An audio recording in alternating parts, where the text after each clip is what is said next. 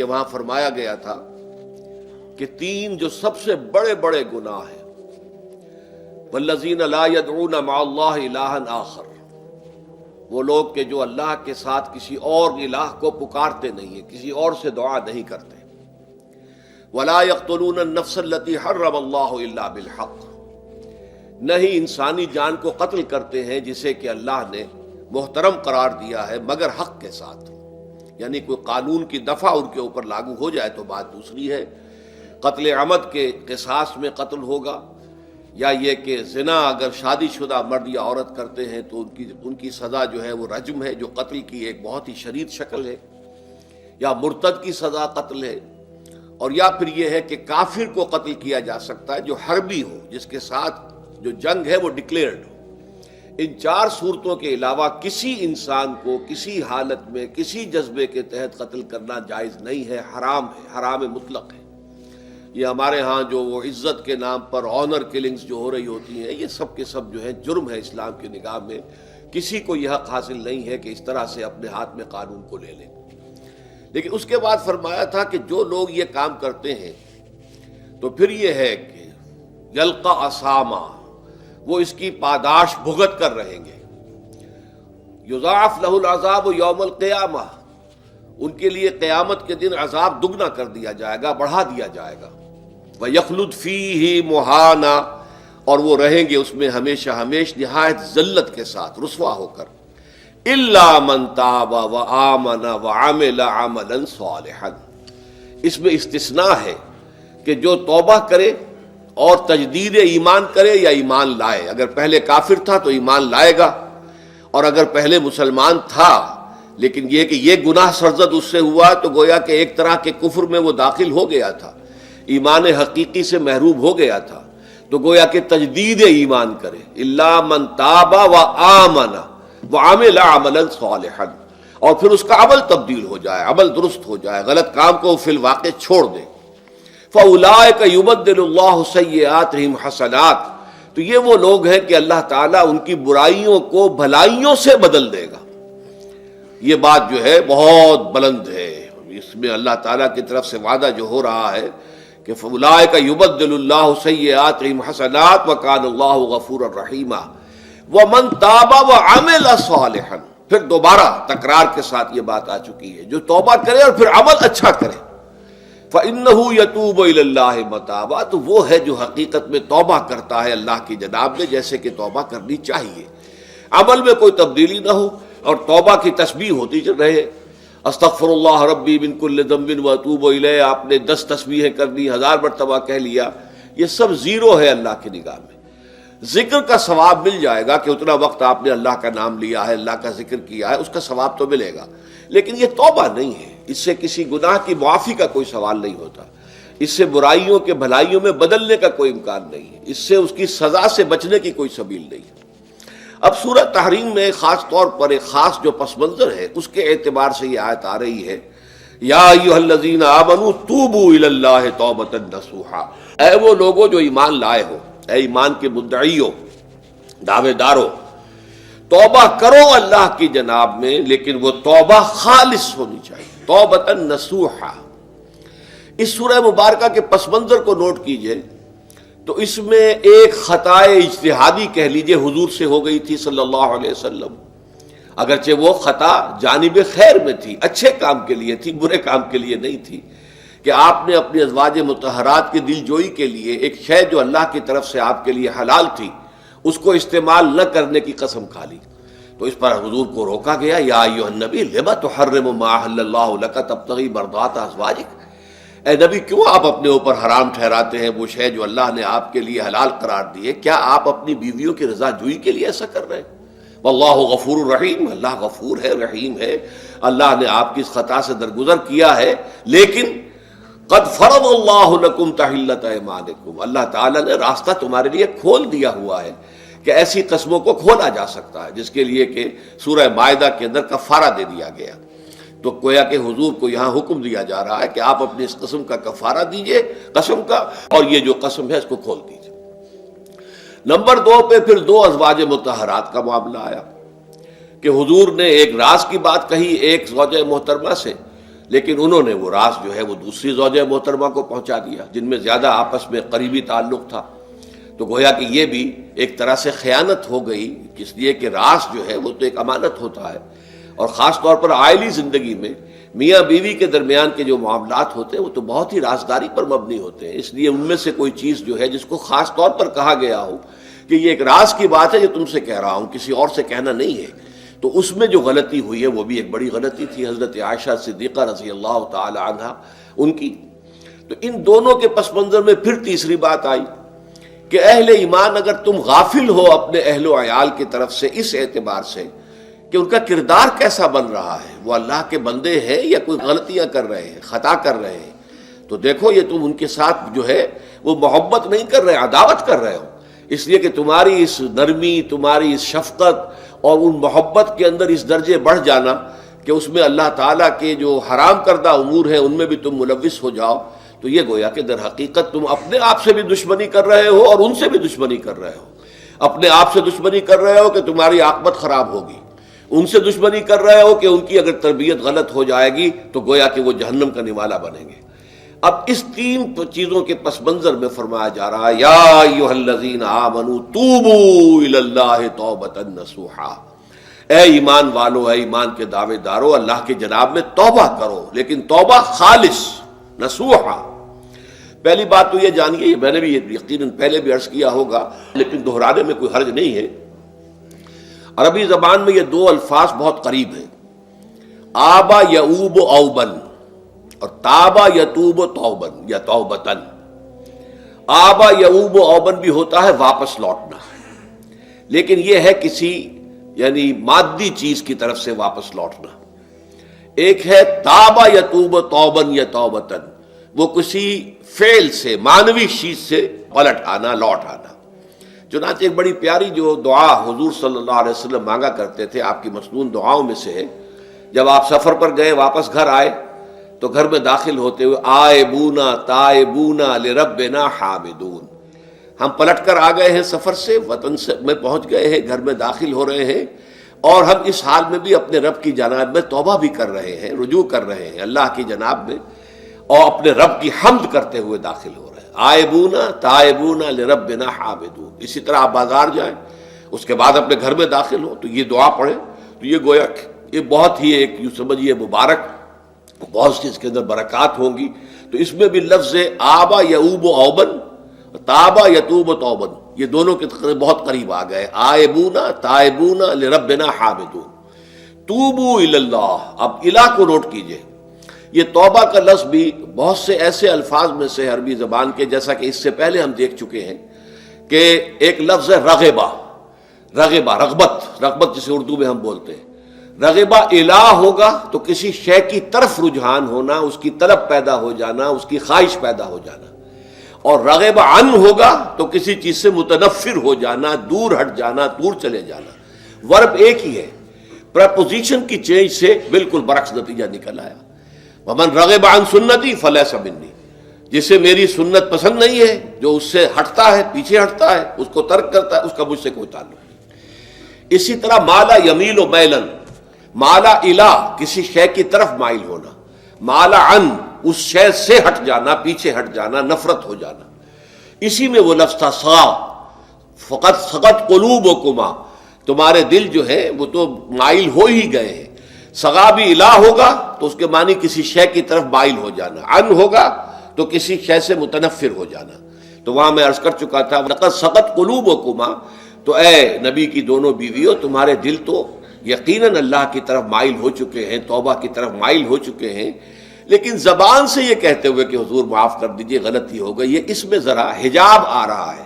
ظاہر بات ہے شوہر اور بیوی کے درمیان جس طرح کا تعلق ہوتا ہے تو اس میں یہ کہ بسا اوقات اپنی غلطی کو واضح الفاظ میں تسلیم کرنے میں کچھ ہچکچاہٹ سی ہوتی ہے. تو وہ ایک کیفیت تھی کہ تمہارا دل تو مائل ہو چکا ہے، لیکن یہ کہ تم ذرا زبان سے بھی کہو، اقرار کرو.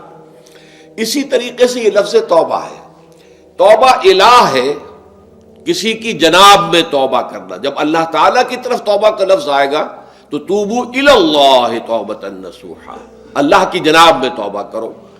اور جب اللہ تعالیٰ توبہ کرتا ہے، یہ لفظ جو ہے دو طرف استعمال ہوتا ہے، تواب بندہ بھی ہے، تواب اللہ بھی ہے. اللہ تواب ہے، بہت توبہ کا قبول کرنے والا، بندہ تواب ہے، بہت زیادہ توبہ کرنے والا۔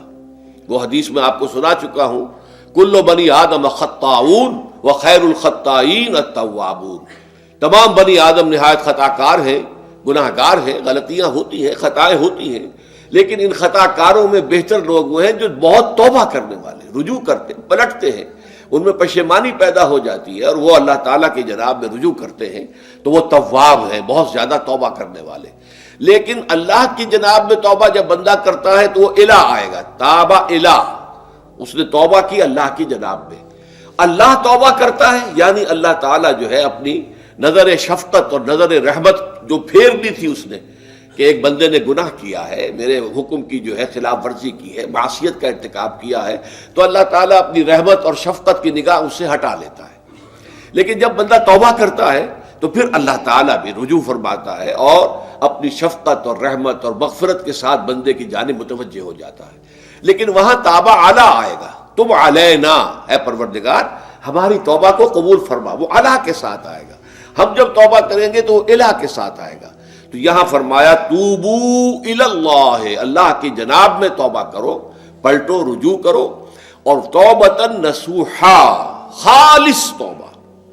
اس کی جو وضاحت تھوڑی سی میں ابھی کر چکا ہوں کہ خالص توبہ سے مراد کیا ہے۔ یہ نہیں کہ بس توبہ کی ورد ہو رہا ہے اور توبہ جو ہے وہ اس کے کلمات زبان سے ادا کیے جا رہے ہیں۔ بعض لوگ ہیں وہ جو آیت کریمہ ہے اس کا 1.25 لاکھ کا ہو رہا ہے، ورد ہو رہا ہے، کتنا ہو رہا ہے، اس کی تسبیح پڑھ رہے، اس سے کچھ نہیں ہوتا جب تک کہ دل کے اندر گناہ سے نفرت پیدا نہ ہو جائے، حقیقی پشیمانی نہ ہو کہ یہ مجھ سے بہت غلط حرکت سرزد ہوتی رہی ہے، پختہ ارادہ نہ ہو کہ آئندہ یہ کام نہیں کروں گا یا کروں گی، اور یہ کہ بالفعل بھی اس کام کو چھوڑ دیں۔ یہ 3 شرطیں کم سے کم ہیں ان چیزوں میں کہ جو حقوق اللہ میں سے ہیں، اللہ تعالیٰ کے حقوق، ان میں کوتاہی ہوئی ہے، ان میں غلطی ہوئی ہے، اس میں انسان نے کسی معصیت کا ارتکاب کیا ہے، تو 3 شرطیں۔ حقیقی پشیمانی نمبر 1، جس کے لیے میں نے اقبال کا شعر آپ کو سنایا تھا جو بالکل نوجوانی کے دور میں انہوں نے کہا تھا، اور کسی، اب میں نام بھول رہا ہوں، کوئی بہت بڑے شاعر تھے، استاذ تھے، اساتذہ، استاذ الشعراء، انہوں نے کہا تھا کہ میاں صاحبزادے اس عمر میں اور یہ شعر اس قدر اونچا شعر ہے کہ موتی سمجھ کے شان کریمی نے چن لیے قطرے جو تھے میرے عرق انفعال کے۔ انفعال کہتے ہیں شرمندگی کو، کہ میں جب شرمندہ ہوا کہ میں اللہ کی جناب میں یہ کیا حرکت کر بیٹھا، تو اس سے میری پیشانی پر جو پسینے کے قطرے رونما ہوئے، اللہ تعالیٰ نے ان کو موتی سمجھ کے چن لیا۔ اللہ تعالیٰ کو بندے کی توبہ سے اتنی خوشی ہوتی ہے۔ وہ حدیث بھی میں آپ کو سنا چکا ہوں کہ تم اندازہ کرو، ایک شخص ہے کہ جو ایک ریگستان میں لقودق صحرا میں سفر کر رہا تھا، اس کا ایک اونٹ تھا جس پر وہ سفر کر رہا تھا، اسی پر اس کا جو بھی راستے کا کچھ کھانا وانا تھا، خوراک تھی، وہ بھی، اس کی پوٹلیاں بھی تھیں اور پانی کی چھاگل بھی بندھی ہوئی تھی۔ تھوڑی دیر کے لیے وہ ایک درخت کے سائے میں بیٹھ گیا استراحت کے لیے، وہ اسی میں آنکھ لگ گئی اس کی۔ اب جب آنکھ کھلی تو دیکھا کہ اونٹ غائب ہے۔ اب اونٹ گویا کہ اس کی زندگی کا واحد سہارا، کہاں جائے گا اب بغیر اونٹ کے؟ اس دوڑا دائیں بائیں، شمال جنوب مغرب مشرق، سب میں کہیں جہاں تک وہ کر سکتا تھا اسے کہیں اونٹ نظر نہیں آیا۔ تو پھر وہ اسی درخت کی سائے میں آ کر بیٹھ جاتا ہے موت کے انتظار میں کہ اب تو موت ہی آئے گی، نہ کھانے کو کچھ، نہ پینے کو پانی، نہ سواری کہ میں کہیں یہاں سے نکل سکوں۔ اچانک دیکھتا ہے کہ وہ اونٹ تو کھڑا ہوا ہے اور وہ سامان بھی موجود ہے۔ تو اس میں فرط مسرت کی وجہ سے خوشی اتنی شدید ہوتی ہے اسے کہ وہ کہنا تو یہ چاہتا ہے اے اللہ میں تیرا بندہ ہوں، تو میرا رب ہے، لیکن وہ کہہ یہ بیٹھتا ہے اے اللہ میں تیرا رب ہوں، تو میرا بندہ ہے۔ یعنی اتنا وہ اپنے اس میں حواس کھو بیٹھتا ہے خوشی کی وجہ سے۔ اتنی ہی خوشی ہوتی ہے اللہ تعالیٰ کو اپنے کسی گناہ گار بندے کی توبہ سے۔ اب آپ اندازہ کیجئے، یہ ہے جو تشبیہ حضور صلی اللہ علیہ وسلم نے توبہ کی عظمت کے لیے بیان کی۔ تو اس کے حوالے سے، اور میں آپ کو فلسفے کے طور پر بھی بتا چکا ہوں کہ بہت بڑی غلطی جو ہے، جیسے ان دونوں صورتوں کا جو مرکزی مضمون میں نے بتایا تھا کہ خاندانی زندگی میں 2 انتہائی کیفیات پیدا ہوتی ہیں، یا میاں بیوی کی موافقت نہیں ہو رہی تو آخری حد ہے طلاق، یا یہ ہے کہ اتنی محبت ہو گئی ہے کہ محبت کی وجہ سے شریعت کی حدود کے اندر رد و بدل ہو رہا ہے۔ تو پہلے کے موضوع کے اوپر سورہ طلاق ہے اور دوسرے موضوع کے اوپر سورہ تحریم ہے۔ تو طلاق کے معاملے میں بھی عیسائیوں سے جو بہت زیادہ غلطی بہت بڑی سرزد ہوئی وہ یہ ہے کہ حضرت عیسیٰ نے یہ فرمایا تھا کہ جو شخص اپنی بیوی کو طلاق دیتا ہے گویا کہ ناحق، وہ گویا کہ اس سے زنا کرواتا ہے، یعنی یہ کہ طلاق ہو گیا اس کو، اب وہ بیچاری جو ہے وہ بے شوہر کے ہے، عام طور پر مطلقہ سے کوئی شادی نہیں کرتا، تو اب اس کے فتنے میں مبتلا ہونے کا امکان موجود ہے، وہ زناکاری پر آمادہ ہو سکتی ہے، تو اس جس شخص نے اسے غلط طلاق دی تھی در حقیقت وہ ذمہ دار ہوگا اس زناکاری کا جو وہ کر رہی ہے۔ یہ اصل میں ایک اخلاقی تعلیم تھی جس کو کہ انہوں نے قانونی سمجھ لیا اور طلاق کا دروازہ بند کر دیا، حالانکہ شریعت موسوی میں طلاق کا راستہ کھلا تھا جیسے شریعت محمدی میں، کہ اگر کوئی صورت ایسی ہے کہ مزاج نہیں مل رہا ہے تو ٹھیک ہے، علیحدہ ہو جاؤ، سیپریشن کا راستہ کھلا ہوا ہے۔ اگرچہ اللہ کو حلال چیزوں میں سب سے زیادہ ناپسند طلاق ہے، اللہ چاہتا یہی ہے کہ یہ بندھن بندھ جائے تو بندھا رہے ساری عمر، لیکن یہ کہ یہ بھی نہیں ہے کہ گھر کے اندر چخ چخ ہوتی رہے، چپکلش چلتی رہے، گھر کے اندر چین نہ رہے، راحت نہ رہے، باہمی اعتماد نہ ہو اور پھر بھی وہ بندھن بندھا رکھا جائے، اس کا کوئی فائدہ نہیں۔ تو قانون وہ تھا لیکن اخلاقی تعلیم یہ تھی، جیسے حضور نے فرمایا ابغض الحلال عند اللہ الطلاق، لیکن ساتھ ہی میں نے وہ حدیث بھی آپ کو سنا دی کہ جو شخص اپنی بیوی کی جو بھی اس کی روش ہے اس سے سخت نالاں ہے، شکایتیں کرتا پھرتا ہے دوسروں سے، طلاق نہیں دیتا، تو اللہ تعالیٰ اس کی دعا سنتا ہی نہیں کہ جب میں نے تمہارے لیے راستہ کھلا ہوا تھا وہ تم اختیار نہیں کر رہے۔ تو یہی معاملہ در حقیقت عیسائیوں نے اس حد تک بڑھایا کہ حضرت آدم اور حوا سے جو خطا ہو گئی تھی وہ خطا جو ہے وہ تو ہر انسان دنیا میں جو آتا ہے تو خطا کار ہے، وہ اپنے آباء و اجداد، اپنے اماں حوا اور اپنے ابا آدم کی خطا لے کر اپنے ساتھ پیدا ہو رہا ہے، تو گناہ گار ہے۔ Man is sinful from the very birth. اب اس کا کیا علاج ہو پھر؟ وہ تو اس کا علاج ڈھونڈا کہ اللہ نے اپنا اکلوتا بیٹا زمین پر بھیج کر اور اسے ان لوگوں کی طرف سے کفارہ بنا لیا کہ جو ہمارے اس بیٹے پر ایمان لے آئے۔ یہ سارا عقیدہ بنائے فاسد علی الفاسد کیوں ہوا؟ کہ توبہ کے بارے میں تصور ان کا غلط ہو گیا۔ اللہ قرآن مجید نے واضح کیا کہ غلطی تو ہوئی تھی حضرت آدم و حوا سے، شیطان کے بہکانے میں آ گئے تھے، لیکن یہ کہ پھر انہوں نے توبہ کی، اللہ نے تاب علیہ، اللہ نے اس کی توبہ قبول فرما لی۔ فتلقى آدم من ربہ کلمات فتاب علیہ، تو آدم نے اپنے رب سے کچھ کلمات سیکھ لیے، پشیمانی تو ہو گئی تھی، شرمندگی ہو گئی تھی، لیکن الفاظ نہیں مل رہے تھے، کن الفاظ میں اللہ کی جناب میں توبہ کروں۔ اللہ کی کمال شفقت کے اللہ نے وہ الفاظ بھی انہیں تلقین کر دیے جو سورہ اعراف کے اندر بیان ہوئے ہیں، ربنا ظلمنا انفسنا وان لم تغفر لنا وترحمنا لنکونن من الخاسرین، اللہ نے توبہ قبول فرما لی، فتاب علیہ۔ اب جو بچہ پیدا ہو رہا ہے نسل آدم کا، وہ کوئی اپنے جد امجد جو ہے حضرت آدم اور حضرت حوا کے گناہ کی پوٹ لے کر نہیں آتا ہے، وہ تو کل مولود یولد علی الفطرہ، فطرت الاسلام پہ پیدا ہوتا ہے۔ تو توبہ کی در حقیقت جو عظمت اور حقیقت ہے ہمارے دین میں، اس کو نہ سمجھنے سے بھی بہت بڑی غلطیاں لوگوں سے ہو جاتی ہے، اور تاریخ انسانی میں اتنی بڑی بڑی غلطیاں ہوئی ہیں۔ طلاق کے معاملے میں بھی عیسائیوں نے پھر یہ کیا کہ سوائے اس کے کوئی شکل نہیں ہے کہ بیوی زنا کار ہو تو پھر تو طلاق ہو جائے گی، سیپریشن ہو جائے گی، لہذا جو طلاق دینا چاہتے تھے وہ ایسے مواقع پیدا کرتے تھے کہ بیوی زنا کرے، یا یہ کہ جھوٹی گواہیاں فراہم کرتے تھے زنا کاری کی اور پھر اس سے چھٹکارا حاصل کرتے تھے۔ اس کے بغیر چھٹکارا حاصل کرنے کی کوئی شکل نہیں تھی۔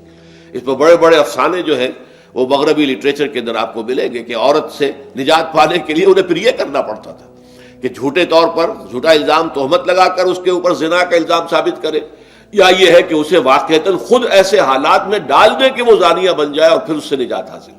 یہ گویا کہ پھر وہی بنائے فاسد علی الفاسد، ایک غلط بات کے اوپر دوسری غلط بات کا۔ تو توبوا الی اللہ توبۃ نصوحا، توبہ کرو اللہ کی جناب میں جو کہ خالص توبہ ہو۔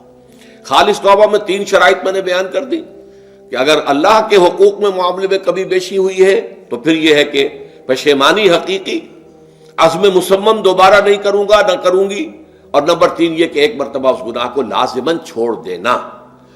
اس کے بعد جو ہے اگر یہ حقوق العباد میں سے ہے تو ایک چوتھی اضافی شرط ہے، یا تو اس کی تلافی کرو، اس کا پیسہ مارا تھا تو پیسہ دو، بہن کا حق جو ہے وراثت میں کھایا تھا تو اس کو ادا کرو، یا اس سے معافی حاصل کرو، یا پھر ایک شکل ہو سکتی ہے کہ اگر وہ فوت بھی ہو گیا ہے، اب کوئی شکل نہیں ہے، اس کی طرف سے صدقہ و خیرات کرتے رہو، اللہ یہ میں کر رہا ہوں اس کے حساب میں اس کو جمع کر دے، اور میری جو کوتاہی تھی اس کو معاف فرما دے، اس کو جو ہے وہ ڈیبٹ کریڈٹ ہو جائے گا، ورنہ پھر آخرت میں یہ ہوگا کہ آپ کی نیکیاں اس کے حوالے کی جائیں گی۔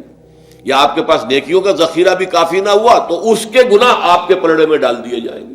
اور اسی کو حضور نے فرمایا کہ میری امت کا اصل مفلس وہ ہے. آپ نے پوچھا اتدرون من المفلس، آپ لوگ جانتے ہیں کہ مفلس کون ہوتا ہے؟ تو صحابہ نے وہی جواب دیا جو ہم میں سے ہر شخص جواب دے گا، المفلس عندنا من لا درہم لہ ولا دینار. ہمارے نزدیک ہم مفلس اس کو کہتے ہیں جس کے پاس درہم و دینار نہیں ہے، روپیہ پیسہ نہیں ہے. حضور نے فرمایا نہیں، میری امت کا مفلس وہ ہوگا جو قیامت کے دن حاضر ہوگا، بہت سی نمازوں کی وہ پنڈ لے کر آئے گا، وہ گٹھڑی لے کر آئے گا، گٹھڑا لے کر آئے گا، اور روزوں کا اور اس کا اور حجوں کا اور عمروں کا، لیکن وقد شتم ھذا واکل مال ھذا، اس نے مال کھایا تھا فلاں کا حرام طریقے سے، فلاں کو گالی دیتی تھی، فلاں پر تہمت لگائی تھی، حقوق العباد کے اندر جو ہے اس کی عزت پر حملہ کیا تھا. وہ سارے مدعی جمع ہو جائیں گے. اللہ تعالیٰ کسی سے کہے گا بھائی تم اس کی نمازیں لے جاؤ، کسی سے کہے گا اس کے روزے لے جاؤ، اچھا تم لو حج لے جاؤ، اس کے عمرے لے جاؤ، اور اس کے بعد بھی مدعی باقی ہوں گے. تو اب مدعیوں کے گناہ اس کے پلڑے میں ڈالے جائیں گے، اور پھر وہ دوسروں کے گناہوں کے بوجھ تلے دب کر جہنم میں جھونک دیا جائے گا. تو یہ حقوق العباد کے اندر معاملہ اس سے بھی کہیں زیادہ سخت ہے کہ جو حقوق اللہ کا ہے. اللہ تو بڑا غفور ہے، رحیم ہے، اس کے اندر وہ رعایت بھی کرے گا، لیکن حقوق العباد کا معاملہ اللہ کہہ دے گا یہ میرا معاملہ ہے ہی نہیں، یہ تمہارا آپس کا معاملہ ہے، تمہیں اس میں تو جو بھی ہے لین دین کر کے ہی معاملہ چکانا ہوگا، دے دے کر معاملہ ہوگا، اس کے بغیر نہیں. تو توبوا الی اللہ توبۃ نصوحا عسى ربکم ان یکفر عنکم سیئاتکم. عین ممکن ہے، عسى اصل میں امید دلانے کے لیے ہوتا ہے، شاید کہ ایسا ہو جائے، لیکن جب اللہ کی طرف سے یہ لفظ آتا ہے تو یہ یقینی معنی، یقینی وعدے، اللہ کا وعدہ ہے. اگر تم یہ توبہ نصوح کرو گے تو اللہ کا وعدہ ہے تم سے کہ وہ تم سے تمہاری برائیوں کو دور کر دے گا. یہ تکفیر کے لفظ کو بھی سمجھ لیجئے. کفر کا اصل معنی ہے چھپا دینا، دبا دینا. اسی لیے گناہ کا کفارہ ہوتا ہے. آپ سے گناہ ہو گیا، آپ نے کفارہ دے دیا تو گناہ چھپ گیا، دب گیا، اس کے اثرات زائل ہو گئے، وہ آپ کے نامہ اعمال سے اس کو ختم کر دیا جائے گا. یہ ہے کفارہ، کفارہ. کفار جمع ہے کافر کی. کافر جو ہے وہ حق کو چھپاتا ہے، اللہ کی دعوت جو دی جا رہی ہے اس کو دباتا ہے، تو اس معنی میں وہ کافر ہے، انکار کرتا ہے. لیکن یہ کہ ایک کفران نعمت ہے، کسی نے آپ پر احسان کیا ہے اور آپ اس کا احسان نہیں مان رہے، آپ کے لیے دل میں اس کے لیے کوئی احسان بندی کے جذبات پیدا نہیں ہوئے، تشکر کا جذبہ پیدا نہیں، یہ کفران نعمت ہے. تو تکفیر اس کو بھی کہتے ہیں، تکفیر اسے بھی کہتے ہیں مسلمان امت میں سے کسی کو نکال دینا، اس لیے کہ وہ بنیادی عقائد میں علیحدہ ہو گیا ہے. تو یہ پرجنگ ہے، یہ بھی تکفیر ہے. تو تکفیر اعمال کیا ہے کہ برے اعمال کو دھو دے گا تمہارے نامہ اعمال سے، اور نمبر 2 تمہارے دامن کردار سے بھی دھو دے گا. جو غلطیاں تمہارے اوپر چلی آ رہی تھی، اتنے عرصے تک تم کرتے رہے ہو، تمہارا کردار جو ہے اس سے مقدر ہو گیا ہے، اس کے اندر جو ہے خرابی پیدا ہو گئی ہے، تو اللہ اس کو بھی دھو دے گا. تو دنیا میں بھی تکفیر کا اثر ہوگا کہ انسان کی اصلاح ہو جائے گی، اس کی سیرت و کردار جو ہے صحیح رخ پر آ جائیں گے. اور آخرت میں یہ ہے کہ اس کا جو اعمال نامے میں جو گناہ درج تھا وہ وہاں سے صاف کر دیا جائے گا، محو کر دیا جائے گا. یہ تکفیر 2 گناہ ہے. اور اس میں جو ہم سورہ الفرقان میں پڑھ کر آئے ہیں وہ اس سے بھی اگلی بات ہے. اولئک یبدل اللہ سیئاتہم حسنات. جہاں گناہ کا اندراج تھا وہاں اب نیکی کا اندراج ہو جائے گا. تمہاری سیرت و کردار میں جو گناہ کا پہلو تھا وہ اب نیکی کے پہلو میں بدل جائے گا. یہ تکفیر گویا کہ دنیا میں بھی اور آخرت میں بھی. عسیٰ ربکم، امید ہے اور اللہ کا وعدہ ہے کہ وہ تم سے تمہاری برائیوں کو دور کر دے گا. مطلب یہ کون انسان ہے جو برائی سے بالکل پاک ہے؟ کل بنی آدم خطاؤون و خیر الخطائین التوابون. توبہ کرو، توبہ نصوح کرو، اللہ تعالیٰ دھو دے گا. تمہارے دامن کردار سے بھی داغ اور دھبے صاف کر دے گا اور تمہارے اعمال نامے سے بھی.